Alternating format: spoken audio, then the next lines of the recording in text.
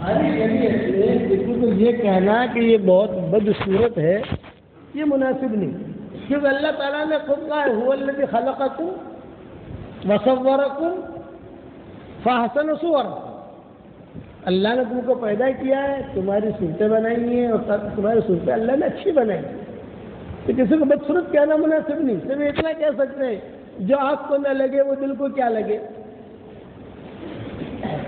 جو آنکھ کو نہ لگے وہ دل کو کیا لگے، یہ ہے کہ یہ قبول صورت نہیں۔ تو یہ اسلم جو تھا یہ جاتا تھا ایران تک اور اس کی تجارت تھی ہیرے جواہرات، وہاں سے پتھر لاتا تھا، عقیق، یاقوت، مرجان، فیروزہ، اللہ کے لیے مدینہ منورہ بیچتا تھا۔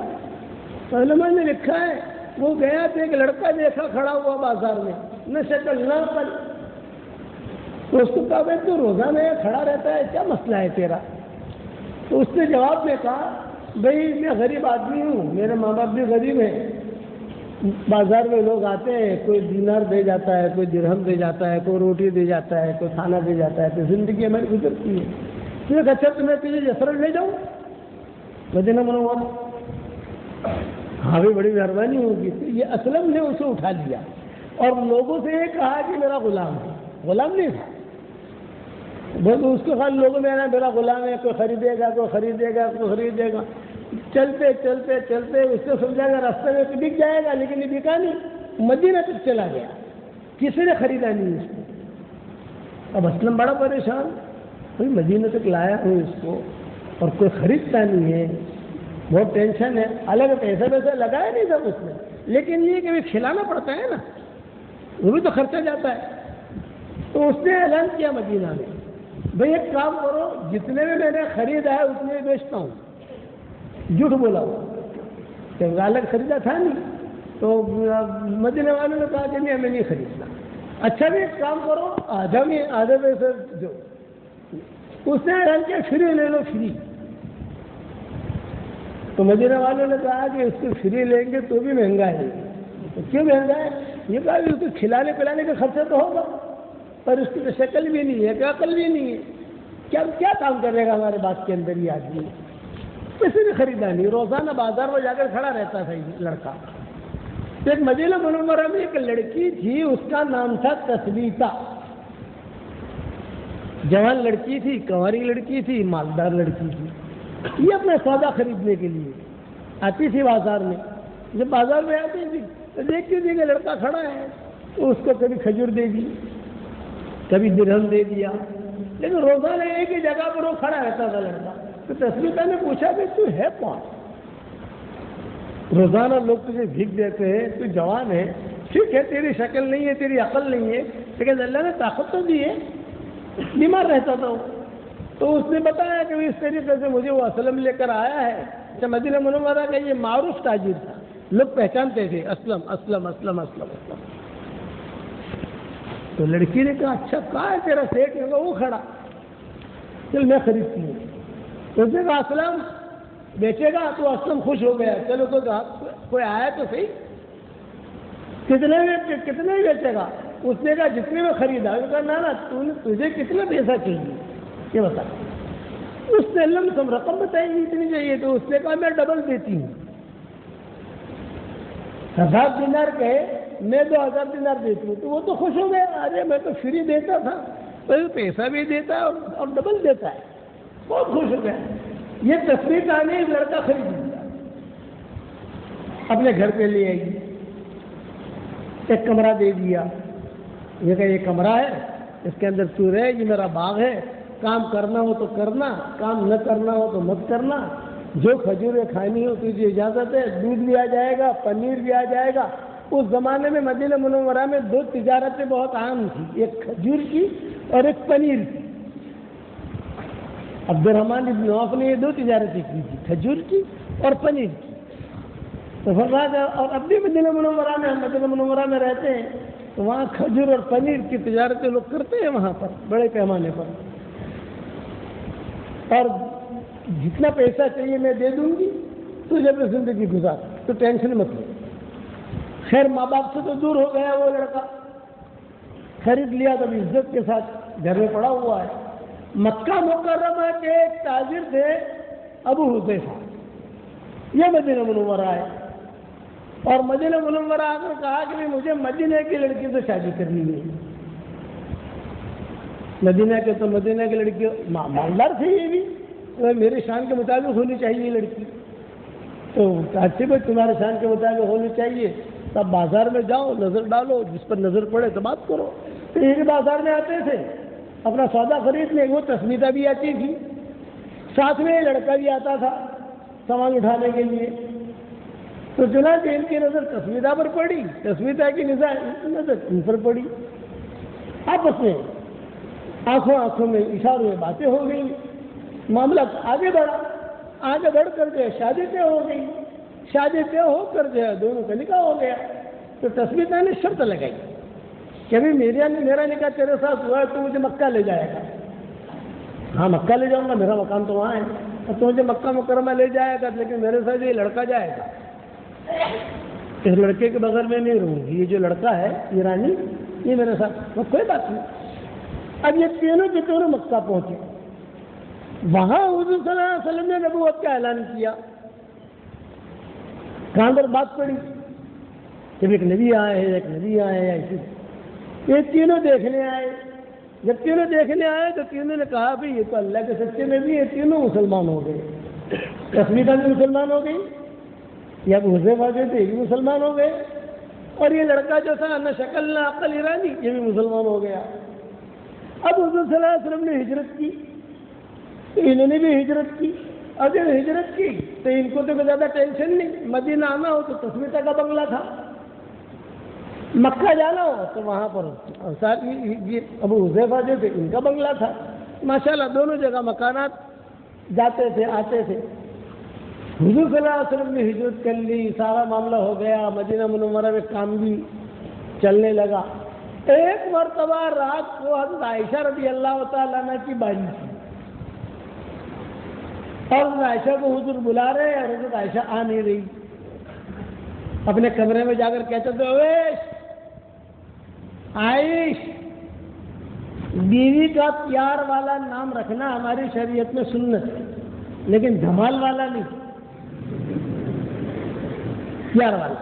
حضرت عائشہ کا نام عائشہ تھا، لیکن حضور صلی اللہ علیہ وسلم پیار میں کہتا تھا عائش، اویش، صدیقہ، عفیفہ، حمیرہ، یہ نام سارے پیار والے تھے۔ تو حضور صلی اللہ علیہ وسلم زور زور سے کہہ رہے ہیں کہ عائش کہاں ہے؟ اب ساری مائیں جو ہیں وہ سن رہی ہیں، حضرت عائشہ آ نہیں رہی ہے، تو مائیں جو ڈھونڈنے کے لیے نکلی تھی عائشہ کہاں چلی گئی؟ یہ تو آرام کا وقت ہے، سب چلے گئے، ادھر تو ڈھونڈ رہے ادھر تو ڈھونڈ رہے، لیکن اور حضور اپنے کمرے میں بیٹھے بیٹھے زور زور سے کہہ رہے ہیں این عائش، این اویش، غلام جو تھے بھی ادھر ادھر بھاگ رہے۔ تھوڑی دیر کے بعد حضرت عائشہ جو ہے خوب روتی ہوئی آئی، خوب روتی ہوئی، آنکھیں سرخ اور اپنی اوڑھنی سے آنکھیں آنسو پہنچ رہی ہیں، اور حضور کے پاس آئی تو آپ نے فرمایا کیا ہوا؟ بڑے جذبات میں ہو، کیوں رو رہی ہو، کیا بات ہے؟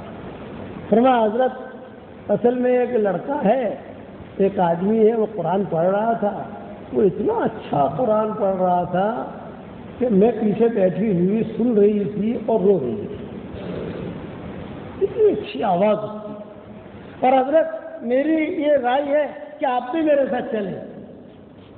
حضرت عائشہ نے حضور کی تشکیل کی، آپ بھی میرے ساتھ چلیں۔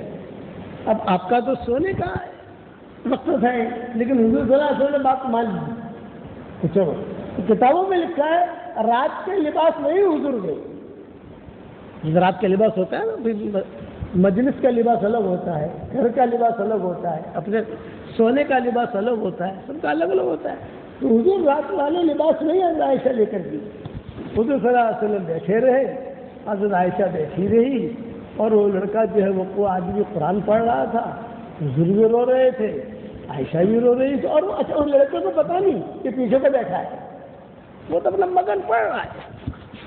تو حضور نے جب قرآن سنا تو آپ نے فرمایا اللہ کا شکر ہے، اللہ نے میری امت میں ایسے لوگ بھی پیدا کیے ہیں کہ کتنا اچھا قرآن پڑھتے ہیں، فرشتے بھی رشک کرتے ہیں، کہ کتنا اچھا قرآن پڑھتا ہے.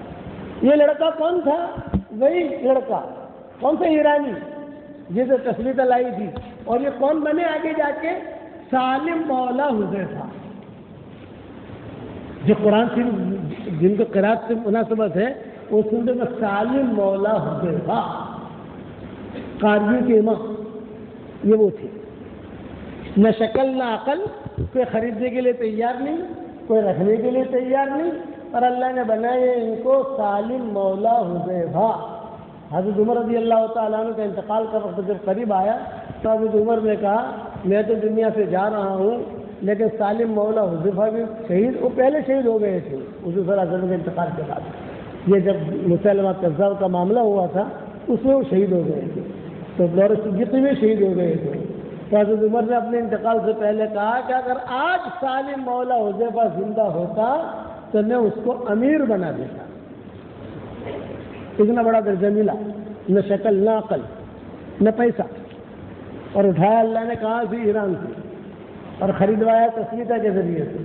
مکہ لے گئی، وہاں شادی ہوئی تسلیتا کی اور ابو حذیفہ کی، اور جو یہاں کے مسلمان ہوئے، مسلمان ہونے کے بعد اللہ نے اتنا بڑا درجہ دیا. مدینہ منورہ میں حضور کی حیاتی میں الگ الگ محلوں میں الگ الگ مسجدیں بننے لگی تھی. ایک مسجد کا امام بنا دیا تھا حضور صلی اللہ علیہ وسلم نے ان کو. تو کتابوں میں لکھا ہے کبھی کبھی حضرت عمر اور ابو بکر کہتے آج وہاں جا کے پیشہ پڑھیں گے، آج وہاں جا کے فجر پڑھیں گے. سالم مولا حذیفہ کے پیچھے قرآن سننے جاتے تھے وہاں. سمجھ گیا؟ تو آپ کے دل میں یہ نہ آئے کہ ہم کمزور ہیں کیا ہوگا نا. وہ تو اللہ تعالیٰ تو دل کو دیکھتا ہے، تمہارے دل میں کیا ہے. اللہ تعالیٰ شکل صورت کو نہیں دیکھتا. میرے والد صاحب رحمۃ اللہ علیہ فرماتے تھے کہ مجھے قرآن سے بہت مناسبت تھی. تو ابا فرماتے تھے کہ میں جب دیکھو تو قرآن پڑھتا رہتا تھا، جب دیکھو تو قرآن پڑھتا رہتا تھا. حضرت جی رحمۃ اللہ علیہ سے کہا کہ حضرت میرے بچے سب حافظ ہیں، میں حافظ نہیں ہوں، میری تمنا ہے میں بھی حافظ بنوں مسجد نبوی میں ریاض الجنہ میں. تو حضرت جی نے فرمایا کہ دعوت کے کام کے تقاضے اتنے ہیں تم کیسے حافظ بنو گے؟ مشورے، بیانات، خطوط کا جواب دینا، مشورے کرنا مستقل ایک کام ہے. آپ نہیں حضرت آپ مجھے بسم اللہ کر کے شروع کرا دیجیے. تو مسجد نبوی میں ریاض الجنہ میں بسم اللہ حضرت جی نے کروائی، اور 2 سال کے بعد اسی جگہ پر پورا قرآن حفظ کر کے ابا نے سنا دیا. بیانات کرتے تھے تو مجھے بٹھاتے تھے، کہتے تھے یونس میرے قریب میں بیٹھو، اس لیے کہ میں قرآن کی آیتیں پڑھتا ہوں. بہت بڑا مجموعہ ہوتا ہے، ہمارا 55 کا ہے اور تمہارا 55 کا ہے. یہ مجھے کہتے تھے کہ ہمارا 55 کا اور تمہارا 55 کا. 55 کا یاد رہتا ہے، 55 کا آدمی تھوڑا بھول جاتا ہے. تو میں ان کو لقمے دیتا تھا ابا کو جو ہے. اس لیے قرآن سے مناسبت ہونی چاہیے. کرو گے انشاءاللہ. اور میرا ہدیہ آپ نے قبول کر لیا کیا؟ سورہ اخلاص والا. اب جتنا بنانا بنا، کوئی انٹر سوال آپ کو فون نہیں کرے گا انشاءاللہ. یہاں پہ میں آپ کو یہ نہیں کہتا 1000 مرتبہ پڑھو، میں آپ کو یہ نہیں کہتا 313 مرتبہ پڑھو. آپ مشغول ہیں ماشاءاللہ علمی کام کے اندر، لیکن 2-4 محل سے روزانہ بنا سکتے ہو نہیں بنا سکتے. آج کل ہمارے شاگرد دنیا میں بہت ہیں، ہوتا آپ کو پتا ہوگا، واٹس ایپ کا سبق تو بہت سنتے ہیں دنیا میں مرد عورتیں. تو ان کو میں 313 مرتبہ پڑھواتا ہوں، اور آسان کر کے کہتا ہوں کہ دیکھو فجر کی نماز کے بعد 65 مرتبہ پڑھ لو، ظہر کی نماز کے بعد 62 مرتبہ پڑھ لو، عصر کی نماز کے بعد 62 مرتبہ پڑھ لو، مغرب کی نماز کے بعد 62 مرتبہ پڑھ لو، عشاء کی نماز کے بعد 62 مرتبہ پڑھ لو. 313 ہو گئے. کتنا آسان ہے، آپ سمجھ گئے. اگر آپ بھی کرو گے تو انشاءاللہ فائدہ ہی فائدہ ہو. 313 مرتبہ پڑھو گے روزانہ، 31 بنگلے جنت میں تیار ہو جائیں گے انشاءاللہ. اور 104 مرتبہ قرآن شریف پڑھنے کے برابر اللہ ثواب دے گا. بتاؤ. اب ایک قصہ کہہ کر بات ختم کروں. ایک صحابی تھے، ان کا نام تھا معاویہ ابن معاویہ لیثی انصاری. تبوک کے موقع کے اوپر سب تبوک چلے گئے. یہ اکیلے مدینہ میں بیمار تھے، انتقال کا وقت قریب آیا، بلکہ انتقال بھی ہو گیا مدینہ میں. حضرت جبریل آئے تبوک حضور کے پاس اور کہا کہ حضرت وہ معاویہ ابن معاویہ لیثی انصاری کا انتقال ہو گیا ہے، تو اس کے جنازے کی نماز یہاں پڑھیں یا ہم وہاں پڑھ لیں مدینہ میں. آپ نے فرمایا نہیں ان کا جنازہ لاؤ یہاں. مدینہ منورہ سے تبوک 700 کلومیٹر ہے تقریباً، 650 700 کلومیٹر۔ سارے کے سارے فرشتے ان کا جنازہ لے کر تبوک آئے، حضور صلی اللہ علیہ وسلم نے جنازے کی نماز پڑھی۔ پھر حضرت جبریل نے کہا کہ حضرت اسے ہم یہاں دفن کر دیں تبوک میں یا بقی میں دفن کریں؟ آپ نے فرمایا نہیں بقی میں دفن کرو۔ تو فرشتے آسمانوں سے آئے، ان کا جنازہ اٹھا کر تبوک لائے، حضور صلی اللہ علیہ وسلم نے جنازے کی نماز پڑھائی، سارے صحابہ نے پڑھی، اور پھر اس کے بعد جبریل نے کہا یہاں دفن کریں بقی میں، آپ نے فرمایا نہیں بقی میں لے جاؤ۔ تو سارے صحابہ ان کو اٹھا کر بقی لے گئے، وہاں دفن کیا۔ معاویہ ابن معاویہ لیثی انصاری۔ تو آپ نے پوچھا جبریل آدمی مرتا ہے وہاں دفن ہو جاتا ہے، آدمی مرتا ہے وہاں دفن ہو جاتا ہے، اتنا اعزاز کیوں ملا ان کو؟ تو حضرت جبریل نے کہا یہ اعزاز اس لیے ملا کہ یہ سورہ اخلاص بہت پڑھتے تھے۔ اللہ کا نسب نامہ ہے۔ جب یہ صورت آ رہی تھی تو فرشتوں نے کہا جبریل کیا لے کے جا رہے ہیں؟ یہ کہا رب کا نسب نامہ۔ مشرکین مکہ نے پوچھا تھا اس لنا ربک یا محمد، محمد تمہارے باپ کا یہ نام، تمہاری ماں کا یہ نام، اس کے باپ کا یہ نام، اس کی ماں کا یہ نام، تو تمہارے رب کا باپ اور ماں کا کیا نام ہے؟ اس پہ یہ صورت نازل ہوئی، قل هو اللہ احد اللہ الصمد لم یلد ولم یولد ولم یکن له کفوا احد۔ تو پڑھو گے انشاءاللہ بھائی، اور میرے لیے دعا بھی کرو گے انشاءاللہ، اللہ تعالیٰ قبول فرمائے۔ تکلیف معاف کرنا آپ کو کہ آپ لوگوں کو میں تو صرف ملنے کے لیے آیا تھا کہ وہاں رہو گے تو ملاقات کر لوں گا، کچھ آپ لوگوں کی دعائیں لے لوں گا میں، لیکن یہ انہوں نے کار یہی کھڑی کر دی تھی، میں نے کہا اللہ رسول کی 2-3 باتیں بتا دوں آپ کو اچھا لگا؟ اللہ تعالیٰ عمل کرنے کی توفیق عطا فرمائے۔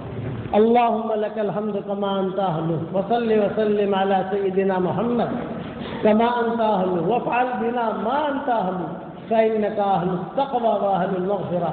اللہم لک الحمد حمدا حمدا لک الشکر شکرا شکرا، اللہم لک الحمد حمدا حمدا لک الشکر شکرا شکرا، اللہم لک الحمد کلہ ولک المن کلہ ولک الشکر کلہ ولک الخلق کلہ ولک الفضل کلہ وإلیک یرجع الامر کلہ وإلیک یصعد الکلم الطیب کلہ، لک الحمد بالاسلام، لک الحمد بالایمان، لک الحمد بالقرآن، لک الحمد حتی ترضى، لک الحمد اذا رضیت، لک الحمد بعد الرضا۔ اللہم آت نفوسنا تقواها وزکها انت خیر من زکاها انت ولیها ومولاها۔ اللہم اجعلنا من اہل القرآن هم اہلك وخاصتك، اللہم اجعلنا من الذین یقرؤون القرآن فیرقى ولا تجعلنا من الذین یقرؤون القرآن فیشقى۔ اللہم لو ان كنت كتبتنا في السعداء فاثبتنا فيها وإن كنت كتبتنا في الأشقياء فامحنا عنه واكتبنا في السعداء فإنك تمحو ما تشاء وتثبت وعندك أم الكتاب يا ذا الجلال والإكرام يا مونس كل وحيد يا صاحب كل فريد يا قريبا غير بعيد يا شاهدا غير غائب يا غالبا غير مغلوب يا صريخ المستصرخين يا غياث المستغيثين يا عماد من لا عماد له يا سند من لا سند له يا عظيم الرجاء يا منقذ الهلكى يا منجي الغرقى يا محسن يا مجمل يا مبدئ النعم قبل استحقاقها يا خالق الحب والنوى أعط لكل امرئ ما نوى يا خالق الحب والنوى أعط لكل امرئ ما نوى ربنا آتنا في الدنيا حسنة وفي الآخرة حسنة وقنا عذاب النار۔ اے اللہ ہمارے گناہوں کو معاف فرما، ہماری خطاؤں سے درگزر فرما۔ اے اللہ اس داخل کے مدرسے کو قبول فرما، داخل کے مدرسے پڑھنے والوں کو قبول فرما، پڑھانے والوں کو قبول فرما، جنہوں نے اس کی بنیادیں ڈالی ہیں ان کو قبول فرما، اساتذہ کو قبول فرما، شاگردوں کو قبول فرما، ان کے فیض کو عام اور تام فرما، پورے ڈاویل والوں کو قبول فرما، ان کے مردوں اور عورتوں کو قبول فرما، ہمیں علم نافع عطا فرما، ہمیں علم نافع عطا فرما، ہمیں علم نافع عطا فرما۔ اے اللہ میری تشکیل پر جو روزانہ 313 مرتبہ سورہ اخلاص پڑھے اس کی ساری دعاؤں کو قبول فرما، اس کی پریشانیوں کو دور فرما، اچانک کا خیر تو ہمیں عطا فرما، اچانک کے شر سے تو ہماری حفاظت فرما، ہواؤں کے ساتھ جو خیریں آتی ہیں وہ خیریں ہمارے لیے مقدر فرما، اور ہواؤں کے ساتھ جو برائیاں آتی ہیں ان برائیوں سے ہماری حفاظت فرما۔ اے اللہ ہمارے ان طلباء کو قبول فرما، اساتذہ کو قبول فرما، علماء کو قبول فرما، ہمارے دینی مدارس کو قبول فرما، اور ہمارے برادران وطن کی ہدایت کے فیصلے فرما۔ اے اللہ اگر آپ نے ہمارا نام سعید اور نیک بختوں میں لکھا ہو تو ہمارا نام انہی میں لکھے رکھیو، اور اگر آپ نے ہمارا نام شقی اور بدبختوں میں لکھا ہو تو ہمارا نام ان کی فہرست سے مٹا دینا، اور نیک لوگوں کی فہرست میں ہمارا نام لکھ لینا۔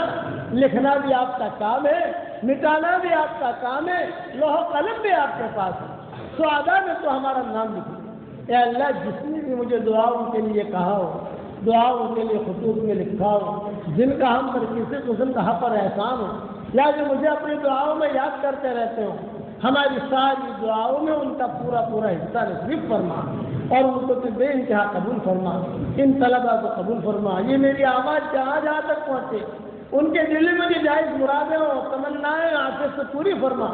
اے اللہ جس کرم سے آپ نے ہمیں ڈاویل کی مدرسے کے اس مسجد میں جمع کیا ہے، اسی کرم سے جنت الفردوس میں ہماری قیامت تک کے آنے والی نسلوں کے ساتھ تو ہم سب کو جمع فرما دے۔ اے اللہ جس کے ماں باپ زندہ ہیں ان کی قدر کرنے کی توفیق عطا فرما، جس کے ماں باپ دنیا سے رخصت ہو گئے ہیں ان کی قبروں کو نور سے منور فرما، ان کے درجات کو بلند فرما، کربت و آرام نصیب فرما، ان کی ہڈی ہڈی کو جنت نصیب فرما۔ اے اللہ تیرے دربار میں آئے، اگر دھکا مار کر تو نے واپس کر دیا پھر بھی لوٹ کر تیرے ہی دروازے پر آئے گی، اس لیے اغلقت جمیع الابواب الا بابک، اغلقت جمیع الابواب الا بابک، سارے دروازے بند ہو چکے ہیں، صرف تیرا دروازہ کھلا ہے۔ اے اللہ کرم کا رحم کا معاملہ فرما، ہم سب کو تقوی کا لباس پہنا دے، ہم سب کو زہد کا لباس پہنا دے، علم حقیقت کا لباس پہنا دے، اپنا تعلق کا لباس پہنا دے، ہماری آنکھوں میں تیری محبت کا سرما لگا دے، ہمارے دلوں میں تیری معرفت کا نور کوٹ کوٹ کے بھر دے، اور اپنے فضل و کرم سے ہماری ساری دعاؤں کو قبول فرما۔